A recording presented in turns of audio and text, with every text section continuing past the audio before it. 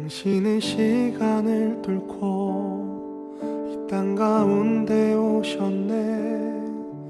우리 없는 하늘 원치 않아 우리 삶에 오셨네. 자신의 편안 버리고 우리에게 평안 주셨네. 가장 낮은 자의 모습으로 우리 삶에 오셨네.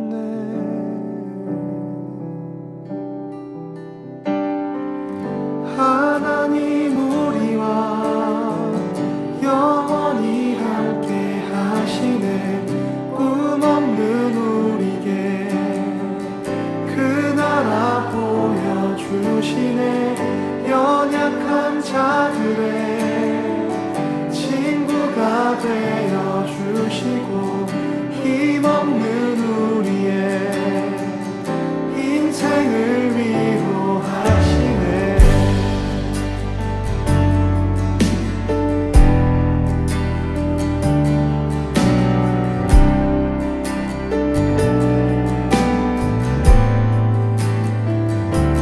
당신의 시간을 뚫고 땅 가운데 오셨네.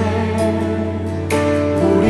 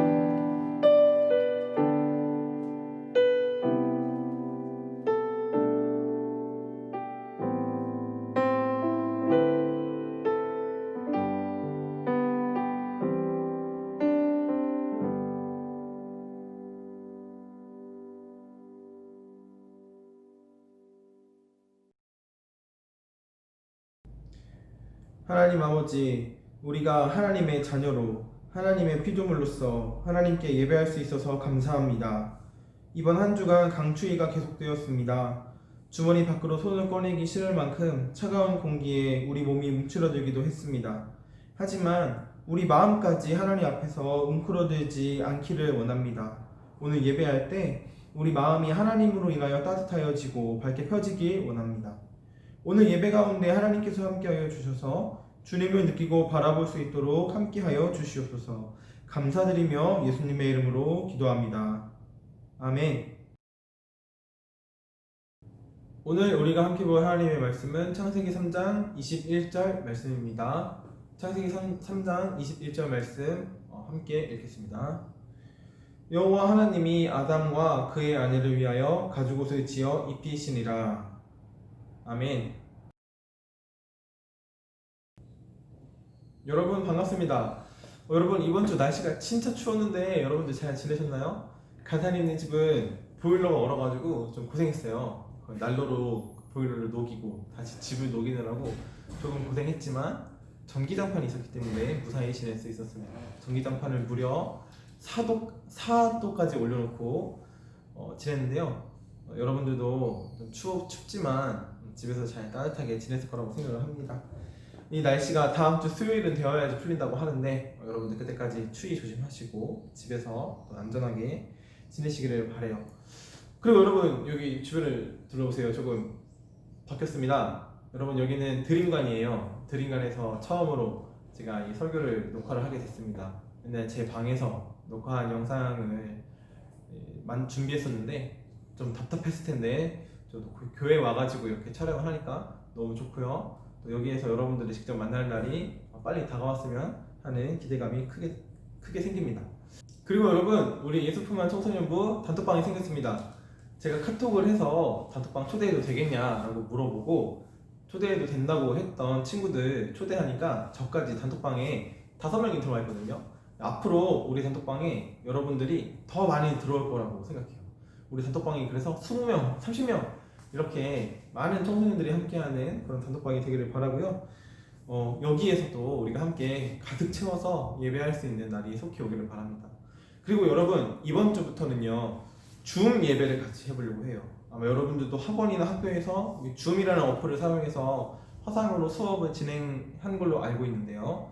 이 줌 어플을 활용해서 우리가 같이 얼굴 보고 예배했으면 좋겠습니다. 이 코로나가 빨리 지나서 이곳에서 만나서 예배하는 것이 가장 좋겠지만 우리가 그 전에 줌을 통해서 얼굴을 보고 예배를 하려고 해요. 이 영상도 계속 올려질 거고요. 유튜브에, 교회에. 그리고 우리 청소년부 친구들 전도사님이 연락해서 줌 링크 초대해 줄 테니까요. 보내줄 테니까요. 그 11시에 주 11시에 줌으로 들어가서 함께 예배하면 더욱 좋겠습니다. 제가 친구들한테 2021년 기도 제목이 뭐니? 라고 물어봤어요. 그랬더니 많은 친구들이 2021년에는 제발 코로나 좀 지나가게 해주세요. 이런 기도 제목을 갖고 있는 친구들이 많더라고요. 간사님도 마찬가지입니다. 우리가 2020년 코로나 때문에 참 힘든 시간을 보냈지만 2021년에는 이 시간이 지나고 코로나가 사라지는 또 마스크 없이 살 수 있는 그런 때가 올 거라고 기대하면서 기도하도록 하겠습니다. 자 여러분 그럼 우리 말씀 볼까요? 오늘은 창세기 3장의 마지막 이야기입니다. 에덴 동산의 아담과 하와 그들의 마지막 이야기예요. 지난주 우리는 아담과 하와의 그 최초의 범죄 그 후의 이야기를 다뤘습니다. 하나님께서 그 선악을 알게 하는 나무의 열매를 먹은 이 아담과 하와를 그 자리에서 바로 처벌하신 것이 아니었습니다. 가장 먼저 저주를 받은 것은 뭐였죠? 뱀이었죠. 뱀. 그 뱀이 하와를 유혹해서 죄를 짓도록 만들었기 때문입니다. 그리고 이 뱀은 앞으로 여자와 원수가 되고 여자의 후손과도 원수가 된다고 했었는데 이 여자의 후손이 누구였죠 여러분? 바로 예수님이었습니다. 결국 예수님이 오셔서 승리하시고 그 모든 인간의 죄를 대신 책임지신다는 그 말씀을 하셨습니다. 인류 최초의 그 범죄 현장에서부터 하나님은 예수님을 통하여 이 인간을 구원하시겠다라고 하는 계획을 갖고 계셨었죠. 이 놀라운 말씀이 담겨 있었던 말씀이 창세기 3장 15절 말씀이었습니다. 이 창세기 3장 15절 말씀을 좀 어려운 말로, 좀 유식한 말로 이렇게 불러요. 원시복음이라고 부릅니다. 원시복음. 이 예수님이 오실 것이 이때부터 말씀되었다라는 뜻이에요. 여기까지가 우리가 지난주에 나누었던 말씀입니다. 이제 하나님께서는 이 하와와 아담에게 말씀을 하세요. 처음에는 뱀에게 먼저 저주를 하셨죠. 뱀에게 먼저 묻고 뱀의 죄가 뭐였는지, 그래서 어떤 저주를 받았는지 이런 말씀을 하셨어요. 그 다음에 뱀 다음에는 하와 그리고 아담이 나온 거죠. 하나님께서는 이 둘에게는 뭐라고 말씀하셨을까요? 우리가 그 점을 찾아보려고 합니다. 아담과 하와는 그들의 죄로 인하여 그들이 겪지 않아도 될 고통을 겪게 됩니다. 여자에게는 어떤 고통이 임했을까요? 임신하는 고통을 얻었어요. 아이를 낳을 때 고통을 느끼게 되었습니다.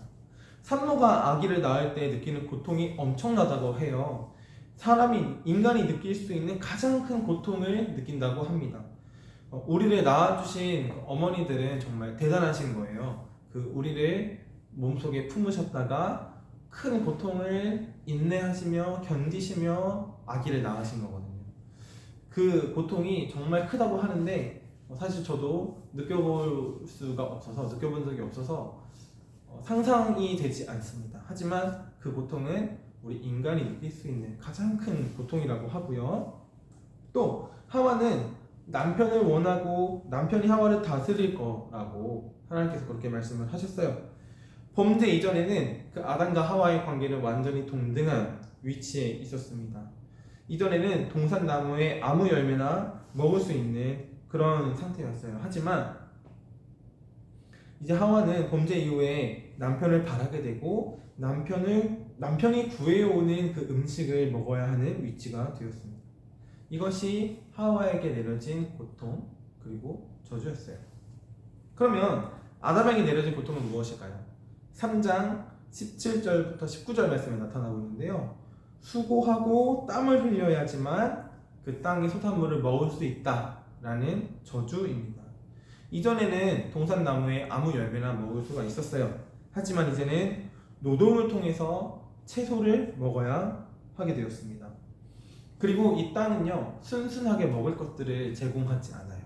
쉽게 열매 맺는 법이 없습니다. 이 땅에 엉겅퀴와 가시덤불을 나게 하셨어요. 끊임없이 농사를 짓고 일을 해야, 그 잡초를 제거해야 원하는 농산물, 원하는 열매를 수확할 수가 있게 되었어요. 그래서 이 땅은 인간에게 끊임없이 잡초를 내는 그 저주를 주게 됩니다. 여러분들 혹시 잡초를 뽑아본 적이 있으신가요? 저는 선교단체 간사가 되기 위하여 KDTI라는 훈련을 9개월 동안 받았어요. 근데 그 훈련을 받는 중에 금요일 오전 시간은 노동을 하는 날이에요. 일하는 날인 거예요. 청소도 하고 설거지도 하고 밀렸던 그런 일들을 하는 날이 금요일 오전이었는데, 금요일 오전에 여름에 그 건물 주변에 있는, 훈련원 건물 주변에 있는 화단에 잡초를 뽑는 작업을 했었어요. 그 잡초를 뽑는 작업을 하는데요, 저번 주에 분명히 잡초를 다 뽑았는데 일주일 뒤에 가보면 거기에 잡초가 또 이만큼 자라있는 거예요. 이 잡초를 아무리 뿌리채 뽑고 뽑아도 다음 주 가보면 다시 자라있어요. 정말 알 수 없는 미스테리였습니다. 이 잡초의 생명력이 정말 장난이 아니에요. 아무리 밟고 아무리 뽑아도 그 자리에 다시 살아납니다. 여러분, 이게 잡초거든요. 그런데 생각해보세요. 농사 지을 때 이 잡초가 얼마나 많이 자라겠습니까? 매일매일 잡초를 뽑아주지 않으면 농작물을 경작할 수가 없어요. 이처럼 이 아담과 하와는 각각의 그 죄의 결과로 지금 저주를 받은 거예요. 하와는 해산할 때 고통을 얻게 되었고요. 아담은 노동에 수고를 해야 하는, 땀을 흘려야지만 소산물을 먹을 수 있는 그런 저주에 걸려버렸어요. 그런데 하나님께서는 왜 그들에게 이런 힘든 고통을 주신 걸까요? 하나님은 우리를 사랑하신다면서요. 하나님은 모든 사람을 사랑하시고 모든 사람들을 구원하시길 원하신다면서요. 예수님을 보내주신 그 큰 그림을 미리 그려놓고 그들을 용서하셨다고 하면서 왜 이런 고통을 느끼게끔 만드신 걸까요? 왜냐하면 여러분, 하나님은 공의로운 분이시기 때문에 그렇습니다. 공의의 하나님이라는 말을 여러분 혹시 들어보셨나요? 여러분 사랑의 하나님이라는 말은 많이 들어봤을 거예요. 하나님은 사랑이시다 이런 말을 많이 들어봤죠. 교회에서 전도할 때도 이런 하나님은 사랑이시다 이런 말들을 우리가 많이 하죠. 그런데 여러분 하나님은 사랑이시기도 하지만 하나님은 공의의 하나님이시기도 합니다. 이 사랑과 공의는요 하나님의 가장 중요한 속성 중에 하나거든요. 근데 많은 사람들이 이 공의의 하나님에 대해서는 잘 알지 못하는 경우가 많습니다. 여러분 이 공의의 하나님, 공의는 무슨 뜻이냐면요 공평하고 의롭다라는 뜻입니다. 마치 법정에서 판사가 그 법에 따라서 죄를 지은 사람의 형량을 결정하고 판정을 하잖아요.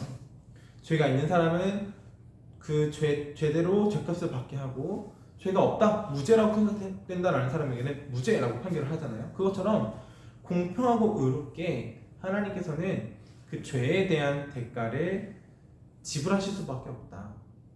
그것에 대해서 처리할 수밖에 없다라는 뜻입니다.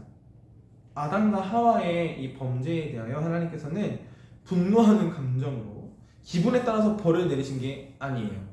하나님은 그 죄에 합당한 만큼의 그 대가를 공평하고 의롭게 정해서 아담과 하와에게 지워주신 겁니다. 하나님은 거짓이 없으신 분이기 때문에 그렇습니다. 하나님은 공의의 하나님으로서 정직하신 분이기 때문에 하나님께서 정하신 그 규칙에 대하여 공평하고 의롭게 적용해야 하는 거예요. 너무 사랑스럽다고 너무 소중한 존재라고 해서 괜찮아 잘못해도 돼 다 괜찮아 사랑으로서 덮어줄게 이렇게 하신 것이 아니라 하나님께서는 그 죄의 대가를 분명히 알고 깨닫게끔 공평하고 의롭게 아담과 하와에게 깨닫게 해주신 거예요. 생각해 보시면 되죠 여러분. 부모님들이 우리를 양육할 때 잘못한 것들을 무조건 덮어주기만 하고 용서해주기만 하면 아주 버릇 없는 아이로 성장하겠죠. 그것과 같습니다. 무엇을 잘못했는지 그리고 또 무엇을 고쳐야 하는지 하나님께서는 분명하게 알려주시고 그 대가를 깨닫게끔 치르게끔 해주시는 거예요. 그래서 인간은 그 죄의 대가를 치르게 되었습니다. 그리고 그 대가는 오늘날까지도 이어지고 있습니다. 그 대가를 치른 문제에 대하여서는 하나님께서는 더 이상 죄를 묻지 않으세요. 한번 그 대가를 치른 문제에 대해서는요. 그리고 그들의 부끄러움을 덮어주시죠. 그게 오늘 같이 읽었던 21절 말씀입니다. 같이 읽어볼까요? 여호와 하나님이 아담과 그의 아내를 위하여 가죽옷을 지어 입히시니라. 아멘. 아담과 하와가 선악과를 먹고 나서 가장 먼저 한 행동은 그 무화과 나뭇잎으로 치마를 만들어서 입은 거예요. 그 죄가 들어오면서 그들이 부끄러움을 알게 되었거든요. 그러나 이 치마는 그들의 부끄러움, 좀 숨기고 싶은 것을 완전히 가릴 수 없는 그런 불완전한 옷이었습니다. 그래서 하나님께서는 그들에게 가죽옷을 지어서 입히시죠. 그 가죽옷은 튼튼하고 그들의 부끄러움을 잘 가려줄 수 있는 옷이었습니다. 그리고 여러분, 이 가죽옷을 만들기 위해서 필요한 게 뭔가요? 가장 기본적으로 가죽이죠. 가죽이 필요합니다. 이 가죽을 어디에서 얻을 수 있었을까요? 바로 동물의 희생을 통해서 그 동물의 가죽을 얻은 겁니다. 이 속에는 어떤 의미가 담겨 있냐? 이 동물의 죽음으로 인해서 얻어진 그 가죽, 어떤 존재가 희생되었다는 뜻을 담고 있는 거죠. 이 동물의 죽음은요, 이 창세기 3장에서는 명확하게 나타나 있지는 않아요. 하지만 우리는 이 동물의 죽음을 제사를 위한 죽음이다라고 볼 수 있습니다. 예수님이 이 땅에 오시기 전 인간이 죄의 문제를 해결하는 방법은 제사였습니다. 그 레위기에 나오는 그 수많은 그 제사들 있잖아요. 뭘 잡아서 목을 따서 뭐 이런 이야기들이 나오는데 그런 제사들을 말하는 겁니다. 하나님은 그 동물들을 제물로 삼아서 아담과 하와의 죄를 그 대가를 대신 치르게 하셨어요. 그리고 그 가죽을 통해서 옷을 만들어서 그들의 부끄러움을 가려주셨습니다. 여러분들 이 말씀이 조금 어렵게 들릴 수 있습니다. 동물을 잡아서 그 죄를 대신 치르게 하고 가죽옷을 입어서 그 부끄러운 것들을 가리고 이런 것들이 어떻게 용서인지 또 어떻게 감사한 것인지 아직 우리가 다 이해하기 어려울 수 있습니다. 하지만 여러분들과 함께 이 말씀 나누면서 그것들을 하나하나씩 의미를 알아가고 이해해 나가고 믿어가는 우리 청소년부가 되기를 바래요. 결국 이렇게 아담과 하와는요 에덴 동산에서 쫓겨납니다. 그들이 마저 남아있는 그 생명나무의 열매까지 먹을까 하여서 하나님께서는 그들을 에덴 동산에서 내보내시고 그 생명나무를 굴흙과 불칼로 지키신다고 그 성경에 말씀합니다. 오늘날 우리는 그 굴흙과 불칼이 어떤 비주얼을 가지고 있는 어떤 장애물인지 알 수 없지만 아담과 하와에게는 그 에덴 동산에 접근하지 못하도록 하는 아마 좋은 그런 방어 수단, 그런 장벽이었을 겁니다. 이제 아담과 하와 부부는 안전하고 풍족했던 그 에덴 동산에서 나와서 넓디 넓은 그 세상 속에서 살아남아야 하게 되었습니다. 이들 앞에 앞으로 어떤 일이 벌어질까요? 우리 그 내용은 다음 주에 같이 알아보도록 하겠습니다. 여러분, 우리가 살다 보면 견디기 힘든 어려운 시기가 찾아올 때가 있습니다. 2020년이 코로나로 인하여 우리 친구들에게 그리고 또 많은 사람들에게 어려운 시간이었습니다. 저에게도 참 답답한 시간이었습니다. 하지만 이 모든 것은 지나갑니다. 그 시간을 잘 견디는 것이 중요합니다. 마치 기차가 어두운 터널을 지나가듯이 말입니다. 터널을 지나갈 때 창밖이 깜깜하다고 하여서 그 기차를 탈출하려거나 도망치려는 사람은 없습니다. 잠시 기다리는 동안 그 기차는 앞에 보이는 그 밝은 빛을 비추고 있는 그 출구를 향해 달려가고 있다는 걸 모두가 알고 있으니까요. 그리고 잠시 뒤에는 빛 가운데로 기차가 완전히 나아갑니다. 이번 2021년에는 그 긴 터널이 끝나고 빛 가운데로 나아가는 한 해가 되기를 소망합니다. 아담과 하와가 그들의 잠깐의 죄악으로 말미암아 에덴 동산에서 쫓겨나고 그들이 고통을 얻게 되었지만 그들의 삶에 하나님의 보호하심과 이끄심이 분명히 있었습니다. 그리고 우리의 삶도 마찬가지니까요. 그래서 우리가 올 2021년을 살아갈 때 하나님 품 안에서 온전히 거하는 우리 예수 품한 청소년 되기를. 하늘에 계신 우리 아버지, 아버지의 이름을 거룩하게 하시며 아버지의 나라가 오게 하시며 아버지의 뜻이 하늘에서와 같이 땅에서도 이루어지게 하소서. 오늘 우리에게 일용할 양식을 주시고 우리가 우리에게 잘못한 사람을 용서하여 준 것 같이 우리의 죄를 용서하여 주시고 우리를 시험에 빠지지 않게 하시고 악에서 구하소서. 나라와 권능과 영광이 영원히 아버지의 것입니다. 아멘.